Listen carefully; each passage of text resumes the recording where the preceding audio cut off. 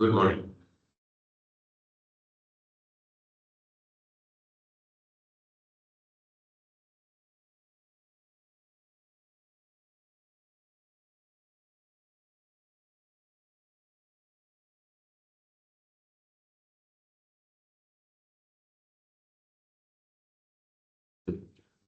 So before I continue with the lesson, just want to clarify. Okay, so it is not that in the quiz marking, so there is a discussion. Okay, so one of my lesson has gone for just discussing on the quiz matters. So I need to compensate, cover back. Okay, so by extending your normal classes a bit here and there. Okay, so for the next 2 weeks, week 11 and 12. Okay, so but coming back to the point I wanted to mention. Okay, so it's not that I don't want to give marks for anything. Okay, so sometimes I can see that you have the point, okay, understanding, but then it was not written in a form of what is required in the mark scheme. So strictly because I I can't be awarding mark for, okay, so I can say, oh, student understand, but then I don't see it in the paper. Okay, so according to the mark scheme, so the mark cannot be awarded. Okay, so need to be fair. Otherwise, all the students will argue. Most of me, everyone want the marks. Okay, even me also. So argue, oh, I had this thought in my mind, but I forgot to write. So cannot. So this does not work in the final exam. Okay. So because in the final exam, your scripts marked, okay, it will be also cross-checked again during the cross-checking before the marks has been released final. So it will be checked by the other lecturer. And then also there's a possibilities of the MQA. Okay, so they check the marks slips. So a lot of stages are there involved. So that's why we need to have a proper mark scheme. Okay, so it is checked to ensure that the marking has been done according to the mark scheme that has been prepared. It's just not designing a question and then design a, for MCQ question, maybe it's not much a problem. But for structured questions, when it comes to structure, essay, and all that, so we need to really look into designing the mark scheme because it has to be designed such a way, not to penalize the student. Okay, it is designed such a way. Okay, so the basic things that is needed for the question, whether it is given, it is written or not. So from just some summary. Later, towards the final exam, I will tell you all. But just take note. So for the final exam, okay, so leave out the part A, which is going to be an MCQ. But for part B and part C, so when you are doing the questions, okay, 1, 2, 3, so section A, so make sure that the division, when you divide the sections, are very clear. So A and B, make sure whatever that is written for A is within the space of A, B is within the space of B. Don't overlap. Okay, so then we are not able to see that. Okay, so we're not able to read that from the mind. So I mean, this has happened. So if you wrote the answer for B in A, so yes, okay, but then it is in the wrong section. So it will cannot. If it is been cross-checked by someone, then that will be a problem. Query. Why? Okay, so the marks was awarded. Okay, so for the section A is wrong, but why it was awarded? Even though it was in the section B. So still cannot. Another thing is I advise after doing one question, draw a line before you go to the next question. So then it is clearly divides between one question to another question. Okay, so just draw a line, then go to the next question. Maybe you can leave some space. Then you draw a line. Maybe in later you have anything to add on. Okay, then you can add. Otherwise, without the clear boundary, it's very difficult to see clear. Okay. So for section B, you have, as I mentioned, okay, so you have one question, two questions. One question is all on the qualitative, another one is a quantitative. So you will have said A, B, C, D, and so on. So for the question one, okay, so when you answer for A, so you answer, then you can draw a line, you go to the B, you draw a line, you go to the C. Because A, B, C, well, section B, later I will advise again, because A, B, C, it is not going to be a continuous structure. It is a different part of your scope of the syllabus. Okay. But the section C, you will have two structure question, which will be like there's a continuation. A, B, C. Okay, so that one you can just write as one go. Then you draw a line. Then you can go to the second question. I will share a sample question, and then how you should give your answer. I will share a sample point. Okay, so on the last week when you are in the final, when you go to the final stage of your final your study week. Okay, so before you enter into, so I will we will have a short brief on your exam related matters, and together with this instructions, how do you should provide your answer script. Okay, so that is easier during the marking and awarding the marks. Okay, so let's move on to, so I hope it's fine. Okay, so good. Okay, give a clap to everyone. Okay, so because the average, okay, after adding 1, 2 marks, I think the average probably have reached to almost about 19.8 or 19.9. Okay, so I have not worked out the average again calculated, because it is not like 50 students or what, it is 230 students. So need to like recalculate again. So, and I'm also a bit busy, okay, preparing. I mean, I'm going for chief. I'm going as a chief judge for tomorrow's state level kids science scientist competition. So therefore, I need to do some preparations on breathing and so on. And then I'm also bringing a group of students, okay, so to participate in the event. Okay, so come back to our lesson. So this is the last part, radioactive decay. See, my original plan is I wanted to discuss some questions from the earlier part, but that was the series class gone. So I need to continue first. I will try to do a recording which is based on explaining on these examples. Okay, whatever examples I have not touched, okay, especially I think the extra examples. So I will, because I did just give you the, I think I just gave the answers. Okay, so until here. So then later, okay, so this is until 15. Okay, so some didn't have the answer. So I will do a recording and share. So whatever, so quite a number of questions are there. Okay, so until 19. Okay, move on. Because otherwise, I want to finish the scope syllabus in time.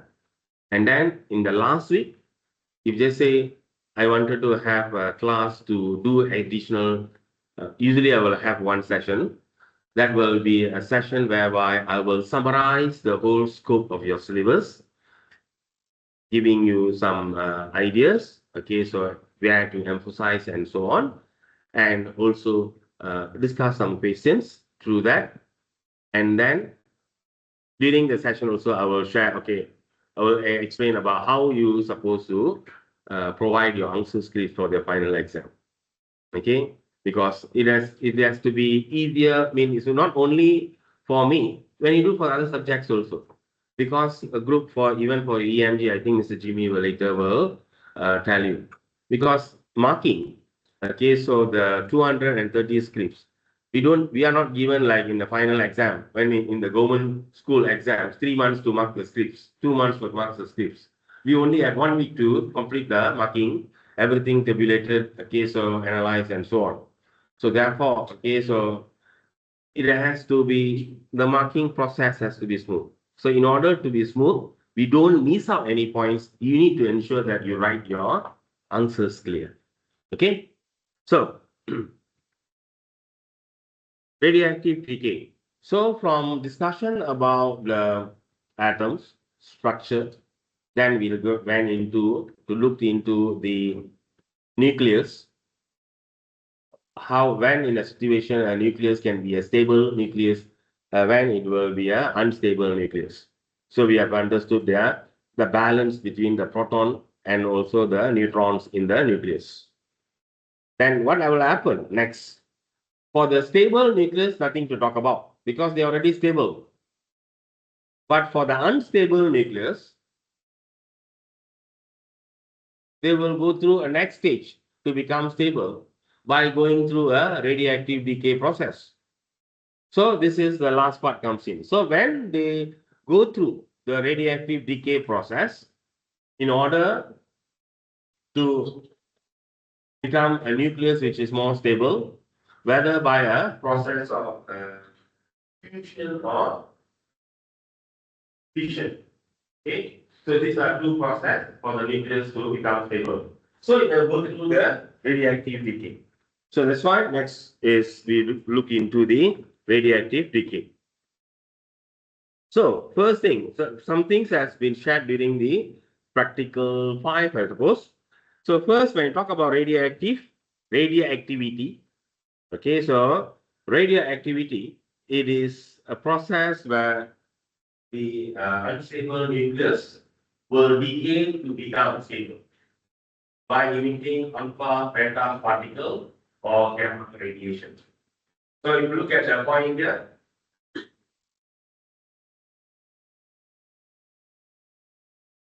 okay, so the rate of decay of a radioactive sample is the number of decay per unit time. That is the definition for rate of decay. Is or in a way we can also call that as a decay constant. Rate of decay. So decay constant. So dn over dt. So the rate of decay of a radioactive sample in a number of decay per unit time. So simple as that, we can say it is the decay per unit time. Then you have so the decay law. So the rate of decay of radioactive sample, example next. is directly proportional to the number of atoms and of the sample. So whatever the remaining number of atoms in the sample, that will relate to the rate of decay. So when there is more atoms in the sample, the rate of decay will be greater. Same like in the random distribution. When we have more people in the classroom, okay, we can expect a great growth. Because if they say everyone is contributing some decimal to the sound pollution. So definitely when we have more people, okay, so there will be a greater sound pollution. So same thing here. So when there is more atoms, molecules, so you are expecting the decay rate will be higher. So that's why, okay, so we can look at the relation. So the number of decay, rate of decay, dN over dt is basically the change in the number of atoms divided by the time taken. That is the rate of decay is proportional to the number of atoms in the particular substance. Keep on changing the loudness, quite difficult to control. Okay. Over here, I can keep my hip a certain distance. So understand that. What was the negative sign in the formula? A negative sign because n reduces with time. Yes. Because when you sketch the graph to show the decay,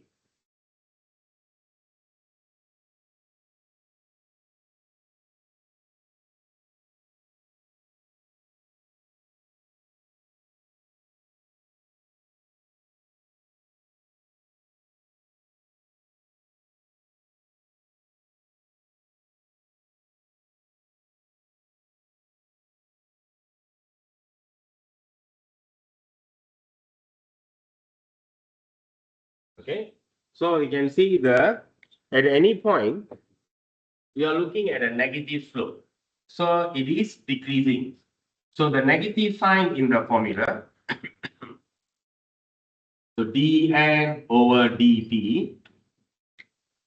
Okay, so negative is basically referring to the slope, which is a negative slope.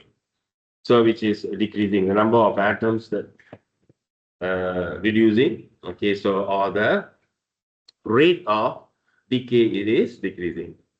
Okay. So further we move on to obtain the formulas. So decay constant. Okay, so yeah, so just now, sorry, when you say rate of decay, it is dN over dt. Okay, so another name for rate of decay,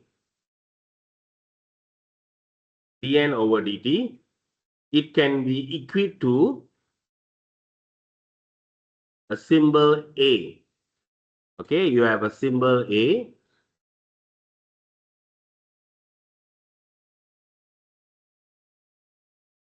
Symbol A, where it can be also called as activity.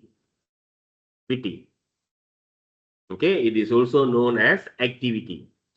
So if the question asks, what is the meaning of activity? Then activity is the rate of decay. Okay, it is the rate of decay. But you can just add on by saying rate of decay per unit time. So the per unit time can be based on per second, per minute, per hour, per day, per year, depending. So, but it is a measure of a rate of decay per unit time. That is the activity dN over dt. So how do we find that from the graph? Okay, so I mean over here there is a fluctuation, but just say there is like you see it is smooth. So how do we able to find the dN over dt from the graph? Is basically the gradient. So you need to find the gradient. So the gradient of the graph, which is the number of atom versus the time. Okay, so that gives you the dN over dt. So this is the gradient of the graph. Okay, therefore, I can write the activity A equals to negative dn over dt. So where A stands for the activity as I mentioned. Okay. So then now we're going into the decay constant. So when you say decay constant, it is a constant. Is the activity is a constant? Is activity constant? Or the rate of decay? Is the activity of a sample constant? Students? No. Because you can see from the graph. The stiffness is changing. The initial part, the activity is the greatest. But as the number of atoms is decreasing, the activity is also decreasing. So as we discussed earlier, okay, it is directly proportional to the number of atoms. So when the number of atoms decreases, the activity is decreasing. So the activity is not constant. But decay constant is a constant. Because decay constant, it is the probability, you can look at the definition, okay, it is the probability of decay of a nucleus per unit time. So if just say if you have 100 nucleus, the probability of decay is 90%. Okay, so it can be 90 out of 100. When the number of atom decreases, the probability of decay will remain the same, 90%. Okay, so just say now from 100 becomes 10. So now 9 over 10. So in terms of the probability, it remains the same. Okay, so that does not change. So that's the difference. So decay constant, it is the probability of decay per unit time. So further, when you were to derive to the expression, so negative, if you look at this here, so negative dn over dt, the rate of decay, is equivalent to lambda n, where lambda is the decay constant multiplied by the number of atoms that is remaining in the sample. So if you go to the graph here, if I look at this, when I find the decay constant, just say at this particular point, which has a number of atoms equals to n, is after a particular time of t1. Therefore, at that point, okay, so I can say my dn over dt equals to negative lambda n. Negative, okay, so that is because it's decreasing. Lambda is the decay constant for the substance, and n is the number of atoms at that particular point where you want to find the rate of decay. Okay. So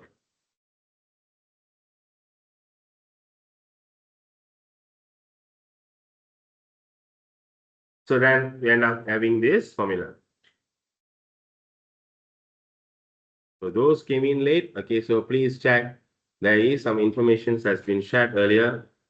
For the next 2 weeks, please come in for the session in time. Okay, so if you miss anything, okay, so please don't come back and ask me during the study week. Okay, if anything has been shared in the class, okay, so if you're going to ask me again, okay, so then that means you have not picked up the information during the lesson. So I may hesitate to share it again. Okay, unless you have a reason. So dn over dt equals to negative lambda n. Okay, so it has been proved. So this is a formula you can use to do a calculation, or sometimes we can also, because dn over dt we know is activity, I can also write the equation as A equals to lambda n. Okay, so we can ignore the negative sign, because the negative sign does not mean that the activity is a negative value. It's not, activity is not negative. Decay rate is not negative. So the negative indicates it's actually decreasing, that's all. So, and therefore, okay, so lambda is equivalent to dn over dt multiply by 1 over n when you bring the n down. So that can be also rearranged as dn over n times 1 over dt. So it's a matter of that will, from that, so eventually it ends up to this.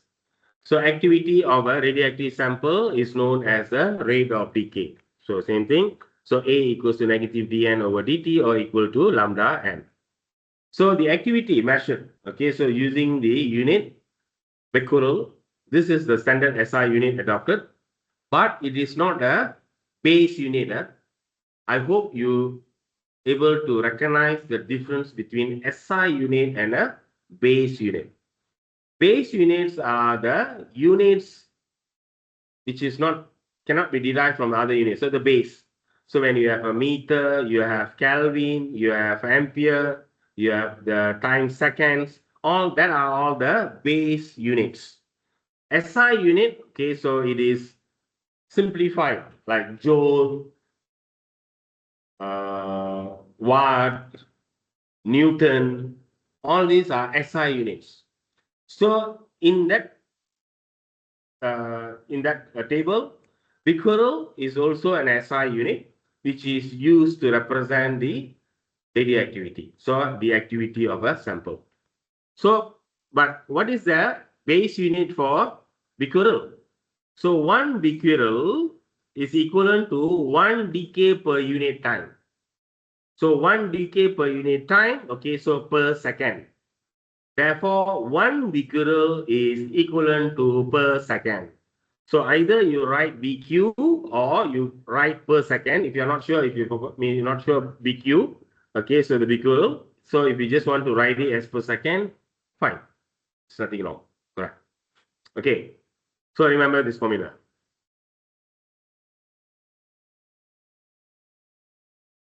So number of radioactive atoms n.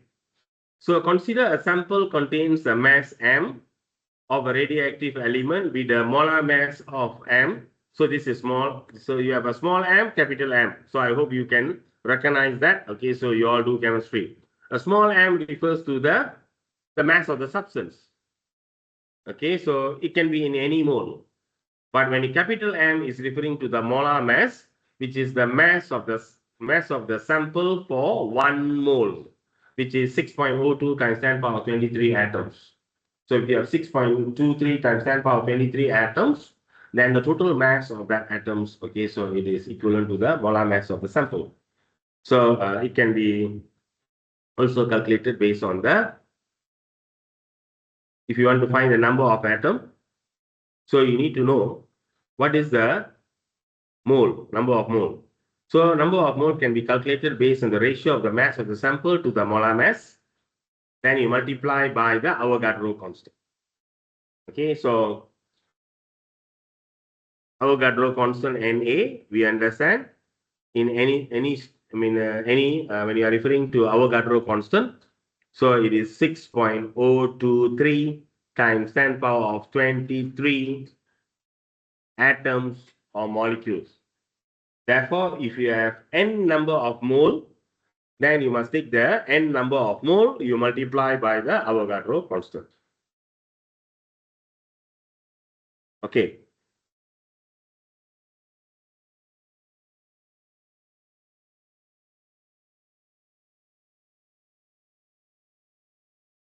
Yes. Okay, so because we are into this session, so question 20. 2 minutes. Retro, see what you understand, what you can relate with we discussed in the lesson just now, and try to attend.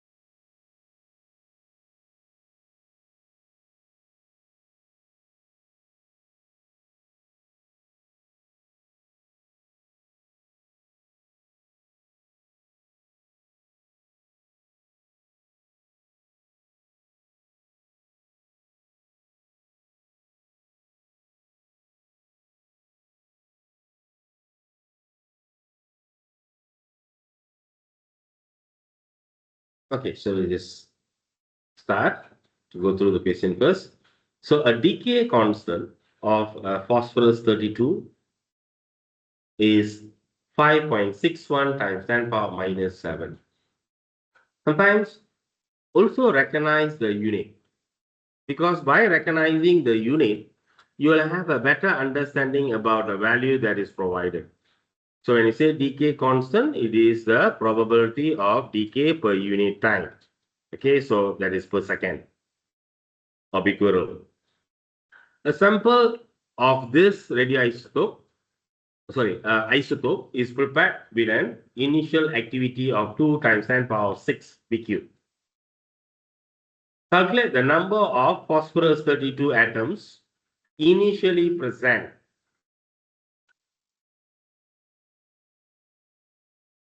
Okay, so initially present, so meaning in the initial decay. So we know that the decay constant, which is lambda. Sometimes you put in the symbol because your mind may able to recall things better when you look at the symbol in related to the particular formula. So I put a lambda here. Oops.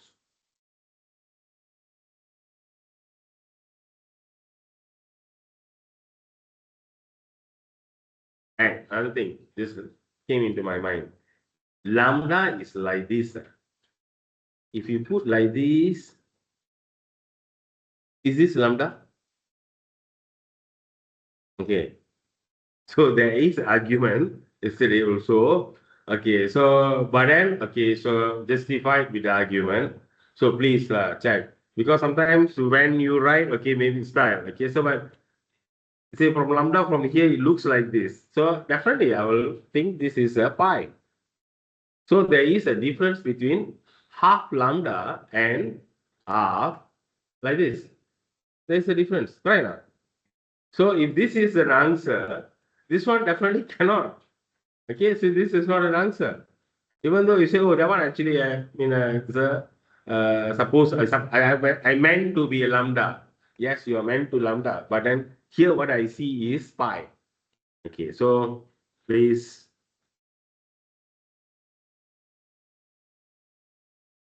in the finals, you will be not around, I mean, you will not be, okay, to comment. Okay, so, or give feedback. So on that. Okay, so move on.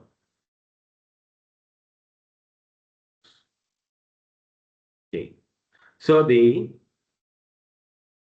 decay constant. Okay, so we have lambda. Okay, what else we have? So sample of the isotope prepared, the initial activity. Okay, I can put initial activity of I naught lah. Sorry, I naught, A naught. So it's prepared with the initial activity. Okay, so sample of this. Oh, A naught supposed to come down here. Okay, this is my A naught. So therefore, number of phosphorus 32 atoms initially.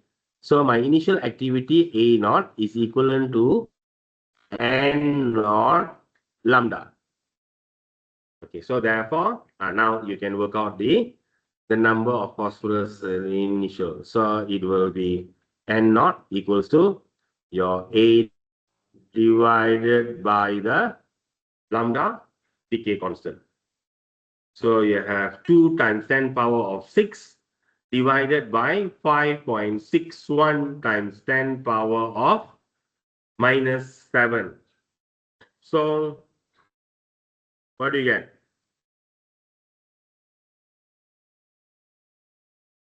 Okay, so yeah, so this one is, just show it here. What is the answer? No need for me. Okay, okay. So we put in the values in. So 2 times 10 power of 6 divided by 5.61 times 10 power of minus 7. What do you get, students? 3.56. 56. Okay, I can round it up to 3.6. 10 power of 12 unit.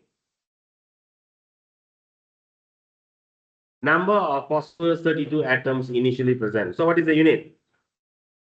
Number of particles or number of atoms. Okay. So because equation itself, phosphorus 32 atoms. So the atom has been used. So you can just follow with that. Use the atoms. Simple as that. Then the mass of the phosphorus 32 isotope initially present. So we know that we have calculated the number of atom. So we know the molar mass is 31.974 gram per mole.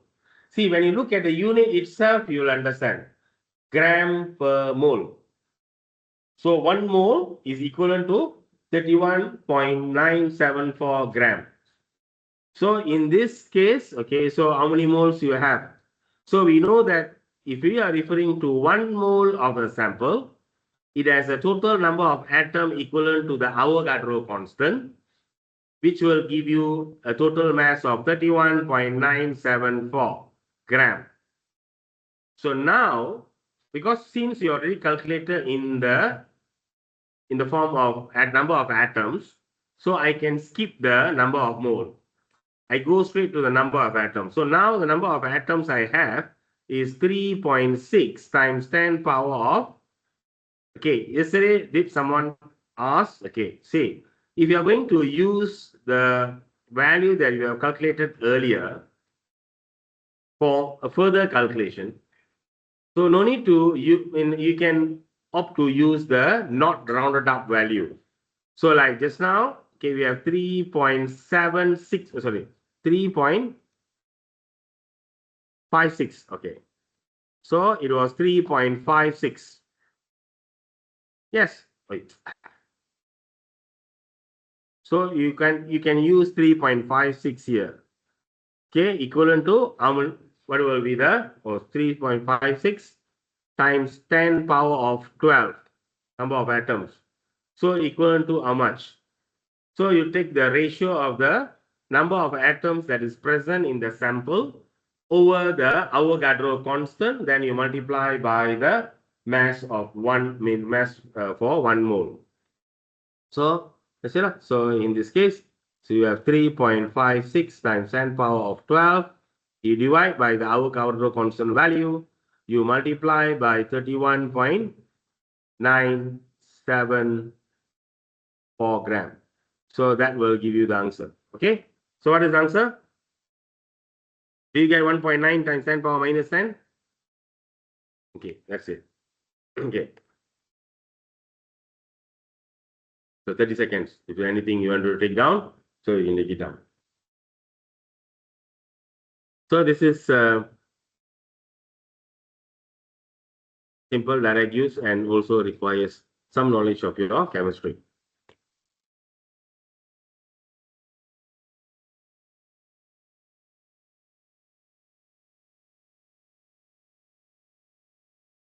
Okay.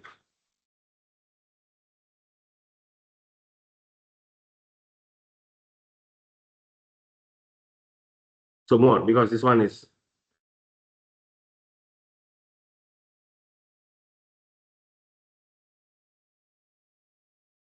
you can see the whole thing is in a broken line. Okay, so the derivation is not important. But in fact, we have discussed this during the practical too. So at time t equals to 0, if you based on this, the number of radioactive atom present in the sample is n naught. At time t equals to 0, the number of radioactive sample present, okay, so equals to n naught.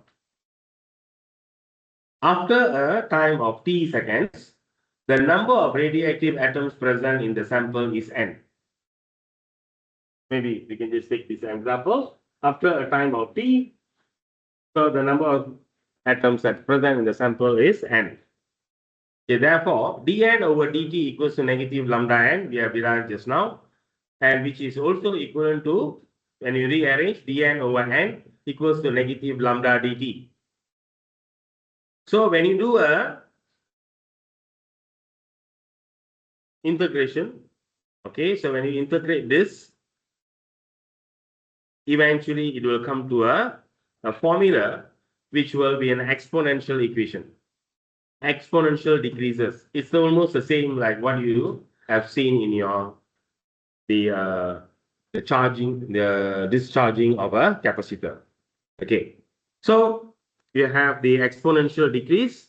Since we are referring to the number of atom here,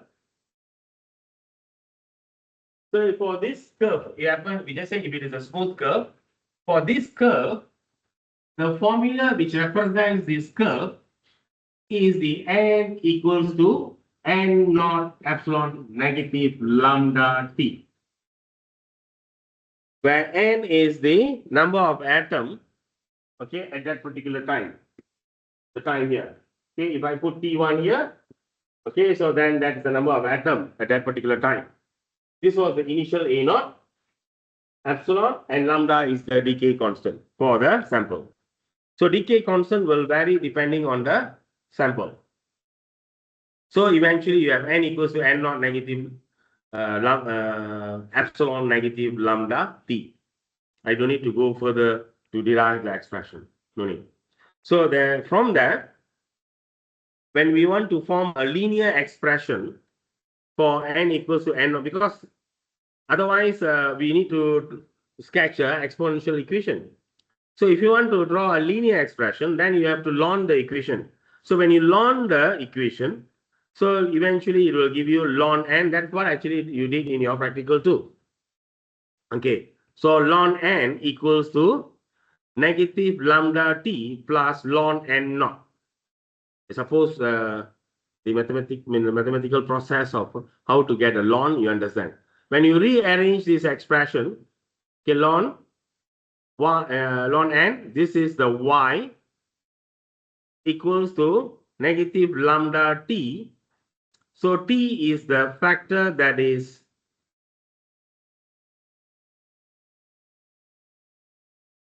it can be manipulated because we are finding, okay, at the time 0, T1, T2, T3, T4, and then you'll find the number of atoms that is remaining. So therefore, from that, okay, you have the responding. So when you plot a graph usually, okay, so you plot a graph, the quantity of responding versus the manipulated, okay, but it doesn't matter. So when you plot a graph, in this case, ln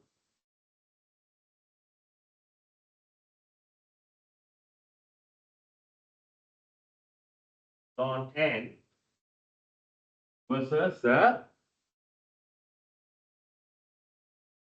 t, sorry. So unit can be anything, second. So you are expecting the results which will give you a straight line. So then you can just extract this. Okay, so in that case, you will have your y-intercept value, and then we can find the gradient. So as you can see from the expression here, when you find the gradient, so the gradient of the line should give you the wavelength. Okay, sorry, wavelength, decay constant. Okay, so and the y-intercept will give you the ln n naught. So this will give you the ln n naught. The gradient is equivalent to the decay constant. Okay, so that's how experimentally you can calculate the decay constant. I think you have done that in the practical session. Any question on this?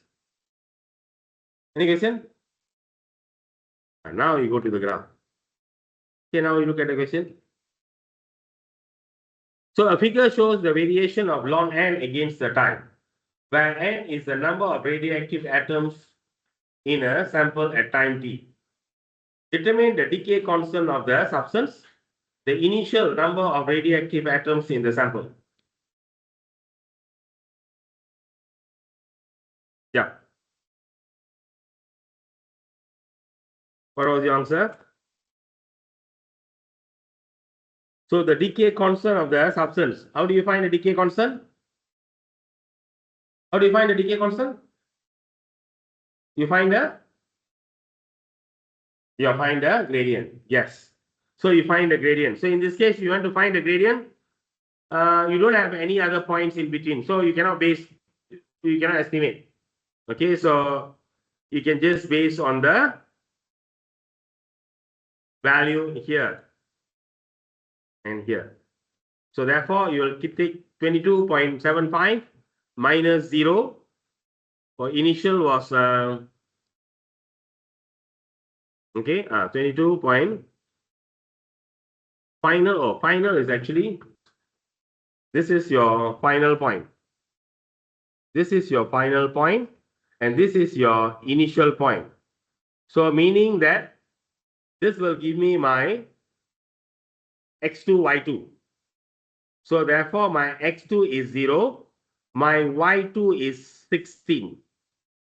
So this is my x2, y2. Over here, I will have my x1, y1. So my x, so what is, sorry, this one is, my y is 0. So I read the coordinate wrongly, sorry, wrote the wrongly. So here it has to be 16, 0. Here my x will be 0, my y will be 22.75. I hope, okay, so you know to read the coordinate from the graph. Okay, so now you find the gradient. Why I'm telling this? Because I do notice, okay, so some when finding the gradient, you get mixed up. Okay, so the gradient of the graph m equals to y2 minus y1 over x2 minus x1. So that's why it's easier when you put the y values in. I mean y2, x1, y1, x2, y2. So my y2 is 0 minus my y1 is 22.75 divided by x2 is 0 minus x1 is, so x2, wait, why x2? Sorry, I get confused. So my x2 is 16 minus my x1 is 0. So then what do you get? Oh, okay. Here you need to be careful. The unit here is hours. So we need to change it to seconds. How?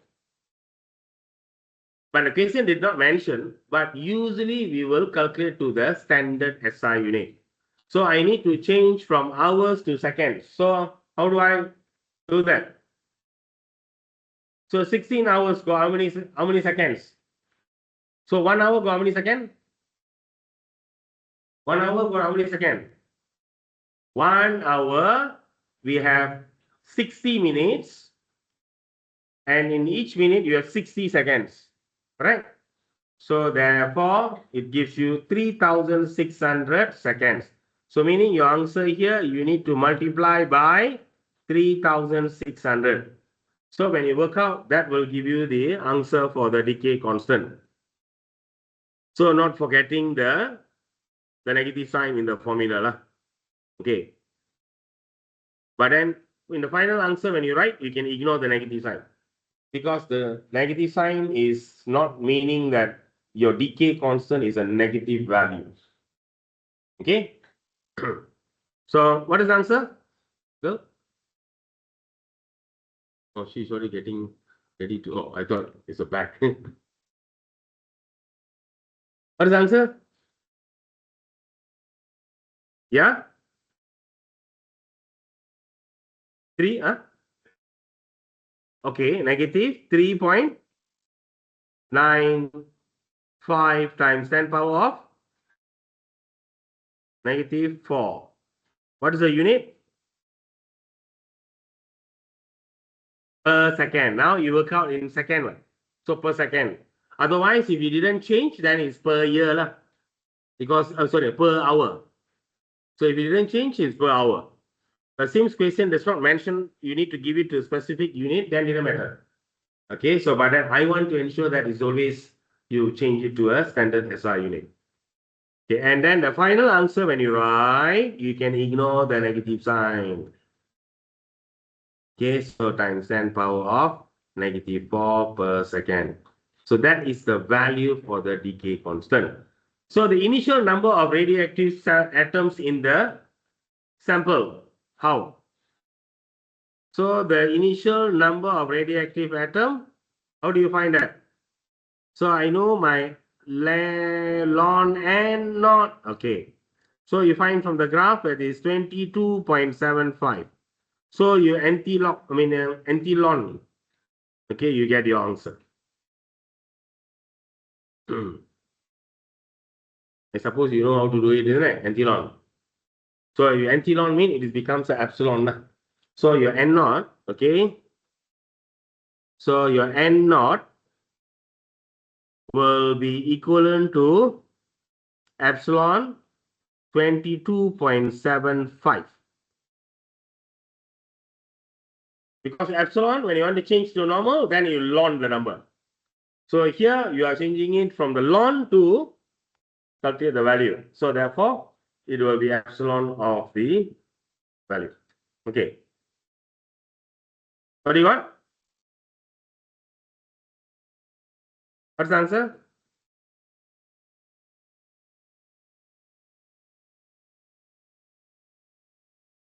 This, it gives you, what is your N naught?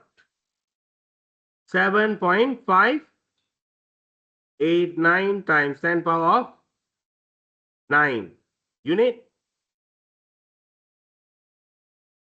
Unit? What is the unit? Initial number of radioactive atoms. So unit is atoms. Lah. Just read the question again, so then you know. Okay. Move on. So this is the graph you're talking about just now. Okay, so you can fill in any other further informations. Okay, so like what we discussed just now, when you find the gradient, which is when you draw a line of tangent. Okay, so when you draw a line of tangent, so this is the gradient,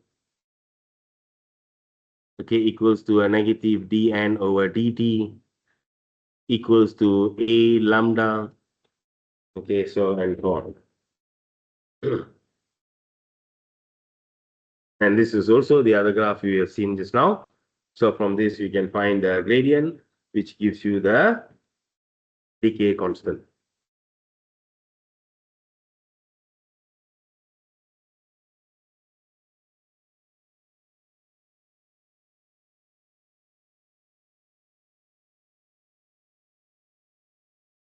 Okay.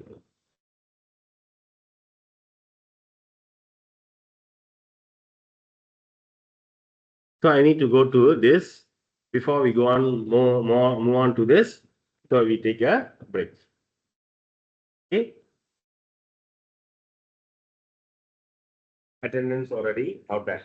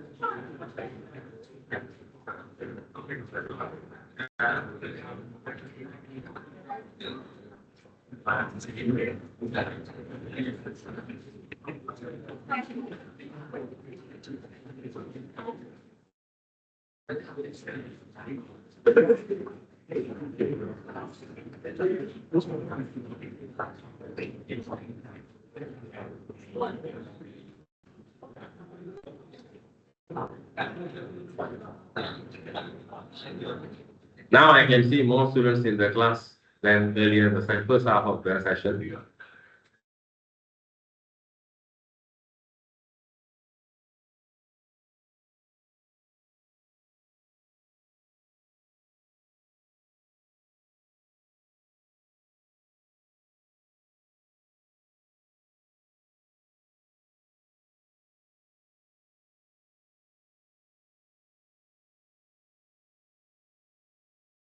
Okay, so let's continue.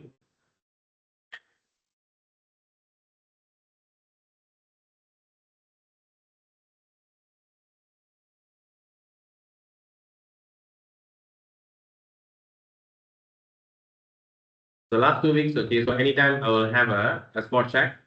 Okay, so by giving a question for discussion, then I will collect it back. And there will be also I will conduct for the related to the practical. Once you have done completed with all the practicals, there will be a short assessment. Okay, so will be done for the practical related. Okay, so during the class session. Okay, so I will not tell that. If you miss, you miss. That's it.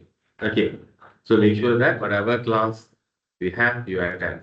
So I will not tell when, but it is in between the week 11 and week 12. Okay, so let's move on. Radioactivity, half-life. So I think half-life, it is most common that you heard. So it is the time taken for the activity to drop to half of the initial. And if you do that, sketch the graph to show how the activity, the number of sample decreases over the time, we will able to get some form of a curve.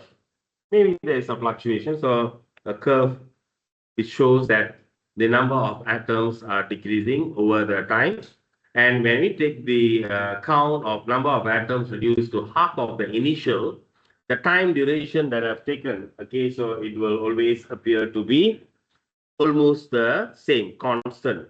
So that is what we understand as the half-life. So time taken for the activity to reduce to half of the initial. Okay, so then over here is basically explaining on that. So the time required for half of the activity atoms in a sample of a nuclide to decay away. So the time required for the activity of a radioactive sample of a nuclide to reduce to half of the initial value. So the average time required for one half of the nuclide to decay is what we understand as the decay constant. And the decay constant can be proved, I mean, it is equivalent to ln 2 over lambda. Okay, where ln 2 value is 0.693. This formula half-life equals to ln 2 over lambda can be derived from the expression. Okay, so you can see here, so we can derive it from the expression n equals to n naught epsilon negative lambda t. So how do we do that? Okay, so but again, the process of deriving is not required. You just need to recall and use that formula in the exam.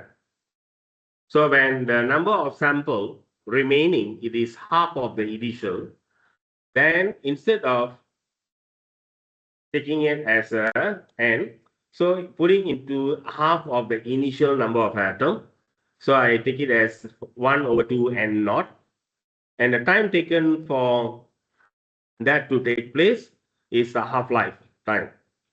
Therefore, substitute that into the expression. So your initial number of atom, okay, we understand is n naught. But now after a time of half-life, okay, after a time of half-life, the number of atoms that is remaining is half of the initial. So the n naught and n naught I can cancel. So therefore, I will have half equals to epsilon negative lambda half-life. So then I can remove the epsilon. So when I remove the epsilon, then I will have ln half equals to negative here. Is that negative lambda half-life. So therefore, further, okay, ln 1 minus ln 2 equals to negative lambda half-life. So ln 1 is 0 minus ln 2. Okay, so then negative can be cancelled. So then you have your equation, the half-life equals to ln 2 over lambda. That's how you can prove that. Okay, so that's how this equation has actually been obtained. Okay, so again, it is in a box, okay, broken line. So you need to know to derive the expression. So after that, okay, so it goes into summarizing. See, so far we have discussed based on number of atoms. But just say the investigation is based on number of atoms, then I can plot a graph, number of atoms versus the time. But just say if I'm based on the number of mass of the sample, then the graph will be plotted based on mass versus the time. If it is based on number of mole, then I will base on the mole versus the time. Activity, how the activity, the rate of decay, then the graph will be plotted activity versus the time. So it is not that it has to be plot the number of atoms versus the time.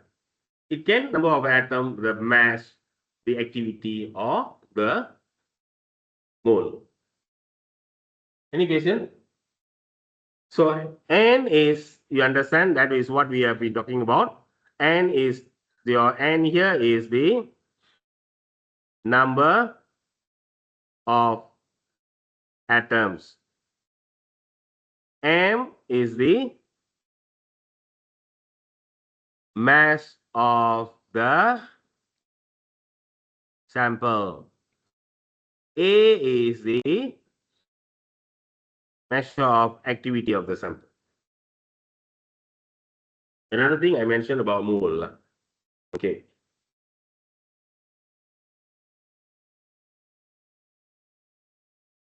So number of half-life. So this is a summarized expression. So when n equals to, I mean this again you can actually derive that. You will notice that n equals to the initial number of atom divided by 2 power of n. So the 2 power of n, this is actually referring to the number of half-life. 2 times of half-life, 3 times of half-life, 4 times of half-life. Okay, so that is that n stands for. So that relates between the remaining sample, okay, over the initial mass, sorry, uh, the initial sample, means the final number of atoms in the sample equals to the initial number of atoms in the sample divided by 2 power of n, which is the number of half-life. And based on that, you will be able to find your n, number of half-life, and from the number of half-life, you can find the time duration. Just say if the half-life of a sample is 10 years, and from the calculation of the number of atoms that is remaining, okay, so therefore we take the number of atoms at initial. This one can be also used in the, what is that, archaeology. We can use in the field of archaeology, okay, to study the age of a fossil. So what you can do is, okay, so we know that what is the remaining number of atom. So what was the remaining number of atom at the initial? Okay, so that is like 1 mole. So what is remaining now? So in this case, we will compare. Okay, so what do we have remaining? We know the initial divided by 2 power of n. You can find the n value. And knowing the decay constant, for example, if you are referring to the carbon dating, carbon, so we will know what is the half-life for carbon. 550 years. 5,500 years. Okay, so this check. So if you know the half-life for the carbon, and just say when you work out the number of half-life, so just say we get an half-life equals to 100 times of half-life. Then you take the 100, you multiply by the half-life, 5,500. That will give you the total time duration, okay, for that sample that is being collected, from the time it was alive and to the time it has died. So that's how we use that in the archaeology, okay, to determine the age of a fossil. Okay. So, any questions?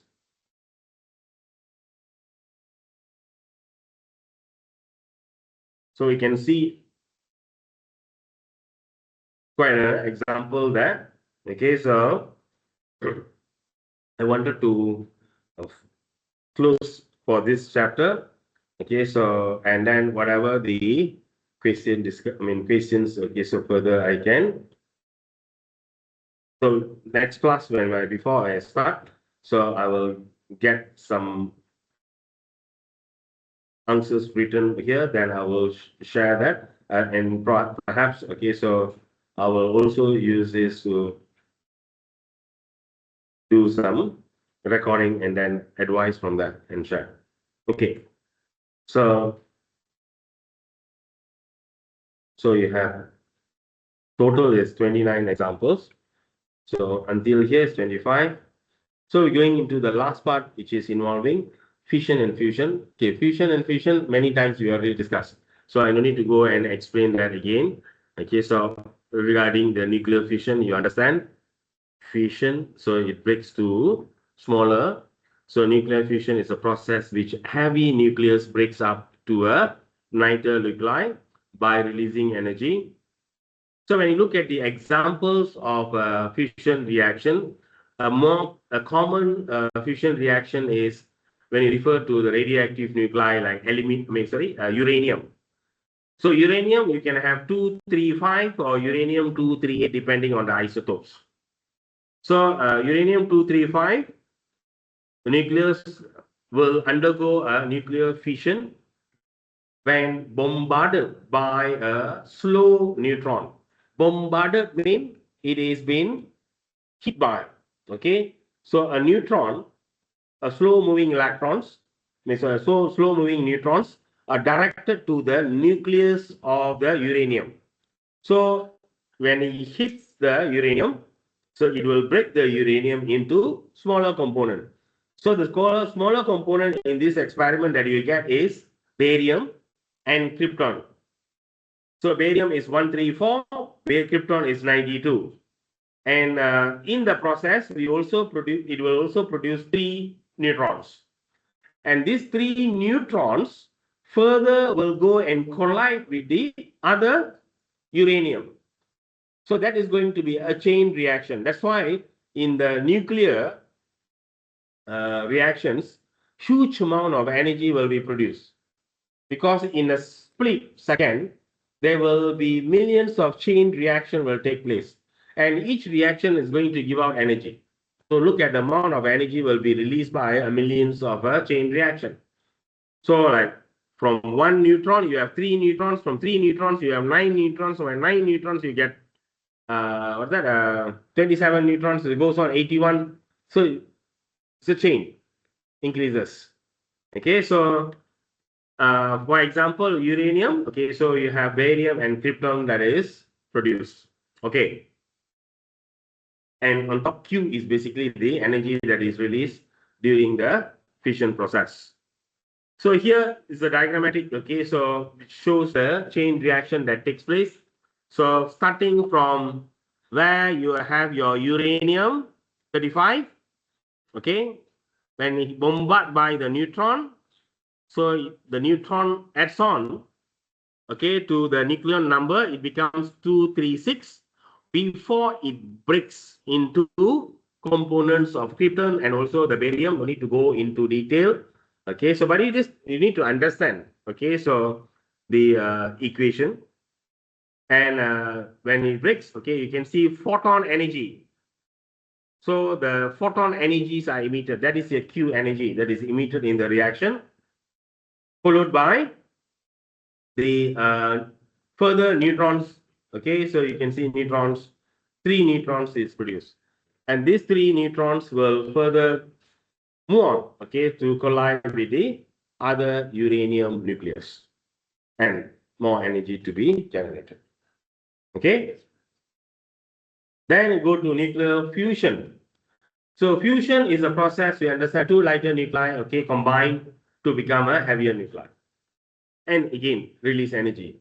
When it release energy, mean it is forming a bomb, mean a bond. Okay, so become more stable. So example of a two hydrogen nuclei to form a deuterium nuclei with a condition of extremely high temperature.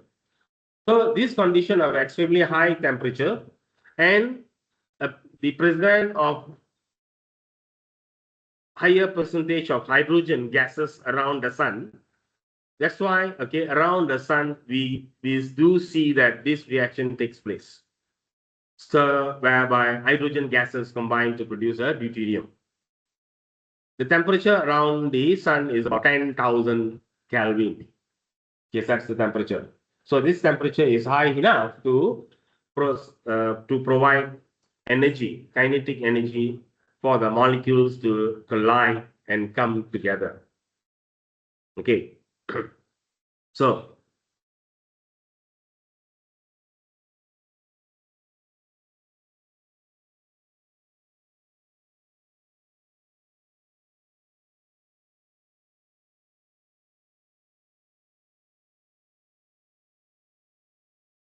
any questions so far? So fusion, many times I have discussed. So this is how we can show that a proton-proton cycle in the sun. Yes. So this has happened in the sun. So proton. Okay. So proton is basically the hydrogen, because proton will have one proton number and only one proton number. Okay. There is no neutron for the proton. It's proton one. So it is also known as the hydrogen atom. Okay. So it is the monotherium. Isotope hydrogen of monotherium is actually the proton. Hydrogen has three isotopes. One is mono, the other one dwi, then you have a tri. It is 1, 1, 2, 1, 3, 1. Okay. So for this, there is no proton number. As there is no neutron number, there is only one proton. So these protons, when they combine, they give you the deuterium. Okay, so and you have a positron. Okay, so I mean here you have 0 plus 1. This is actually a positron plus an energy that is released in the reaction. So a proton-proton cycle in the sun. Okay, so you can also have, see, after, because the high temperature environment around. So when we already obtain a deuterium, this deuterium again will react, okay, so to combine with the proton to produce a helium nucleus. That's why eventually around the sun, we find too much of helium gases. So how do we know there is a helium gas around? Yeah, so we observe the spectrum. So the emission spectrum, okay, so of the light that is from the sunlight when it passes through, okay, so sorry, our absorption spectrum. So when you analyze the absorption spectrum, so we can know that it has probably have gone through a medium where there is a helium gases, because when a white light passes through the helium gas, we are expecting to get a certain pattern, okay, of a spectrum. So you have, during the last practical, you have seen that. So that's how you try to relate to the practical thing. Okay, so based on the observation, so we know, oh, so eventually there is helium gases, okay, so high dense of helium gas around the sun. Okay, then further, because just now when you talk about this helium, it's 3,2 helium, not a 4,2 helium. 3,2 helium is a isotope, is a radioactive isotope. So therefore, this process, because of a high temperature, it will continue to produce a stable helium gas. So from having a 3,2 helium, they will combine to produce a 4,2 helium, and two protons will be produced with an energy. So you can see the reactions is the cycle is goes on. The cycle of a proton cycle. Okay, starts from the proton until it reaches to a much stable situation. So eventually, when you want to summarize the whole thing, then I can summarize it as, so the protons, okay, for protons, for example, here it combines to produce an helium gas with the release of two positrons, okay, release of two positrons here with the emission of an energy. And here you can see values, okay, so given for the proton, helium, nucleus, positron, which is given to, like, you can see it is given to like 7 SF values or 6 SF values. So during the exam, when you do the calculation, especially when it comes to the nuclear physics part, the initial calculations, please use all the numbers, okay, all the significance. Only towards the final, you round it up to 3 SF or 4 SF. Okay, so 3 SF, 4 SF. So 3 SF, final answer.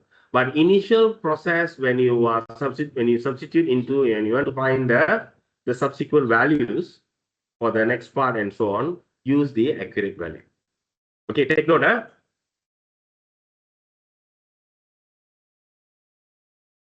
In nuclear reaction, I did mention this. Conservation laws in a nuclear reaction, conservation of a nuclear number, conservation of charge to complete the nuclear reaction equation. So in order to complete the nuclear reaction equation, you must understand the nuclear number must be conserved in the reaction, meaning total nuclear number on your left and right must be same. So the conservation of charge, yes, the net charge on the left and right also has to be same. Conservation of mass energy. We don't say conservation of mass. It is a conservation of mass energy, because some of the mass would have changed to energy, and energy can be changed to a mass. Therefore, when we take it as a group, conservation of mass and energy. Okay.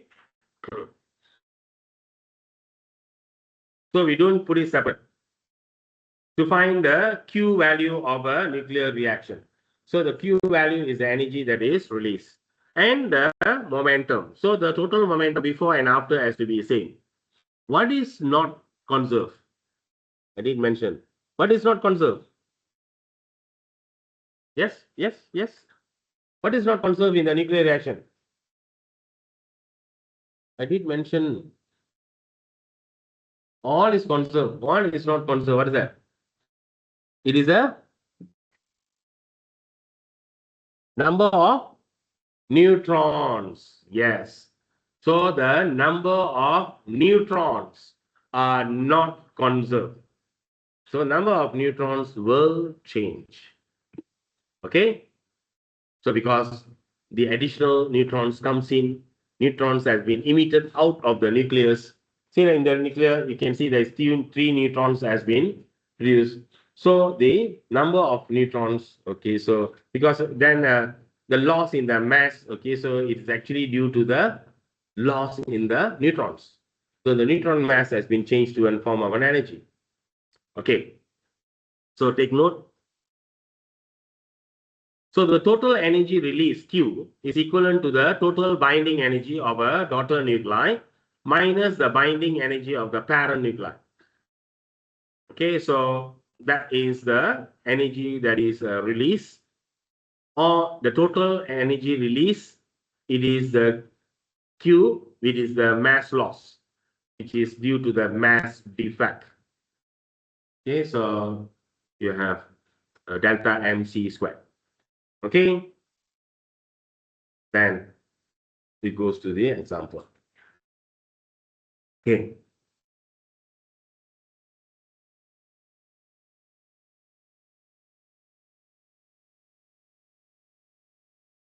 So look at it. This is what's the part that we've gone through for the chapter 4. Started off the nuclear structure, mass defect, finding the binding energy. So radioactive decay. So the decay constant afterlife. Actually, not much. It is once you have understood the overall picture of it, okay, then it is just attempt the question. So for this chapter, so when you attempt the questions from the questions itself, okay, so you will be able to you can better understand the whole content. Okay, so there is a quite a smooth flow of the chapter introducing from the atoms going into the stability and discuss on the radioactivity of a sample. So with that, I will end the session today and end for the chapter 4. So next week when I see you, okay, we will start with the chapter 5, last chapter. Thank you. Now is the crucial time. You have to work hard, put away whatever other things, activities, focus in your studies. That will definitely.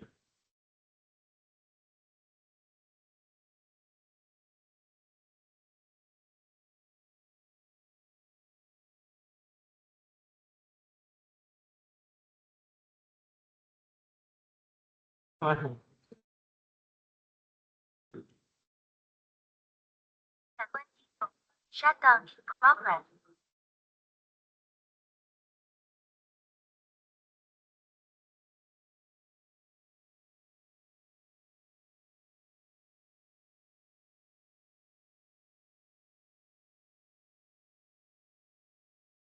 Bye.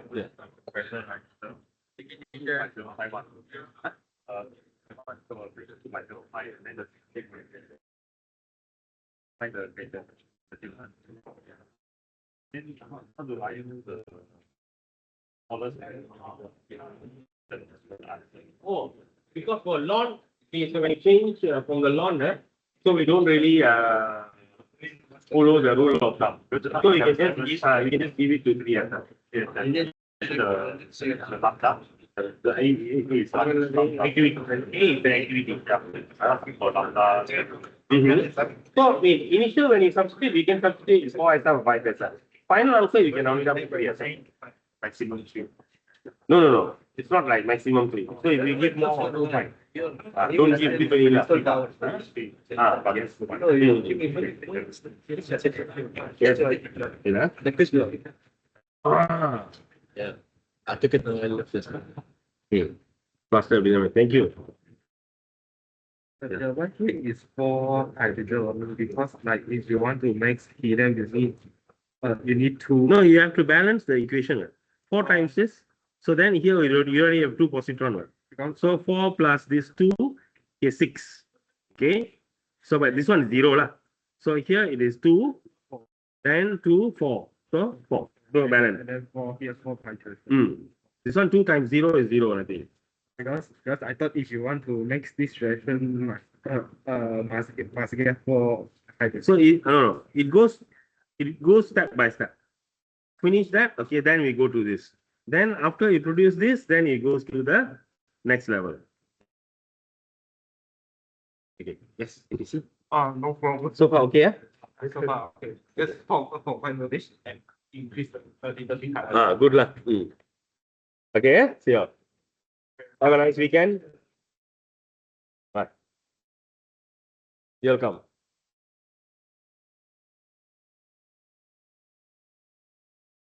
Okay, bye. See you all. Take care. Have a good weekend.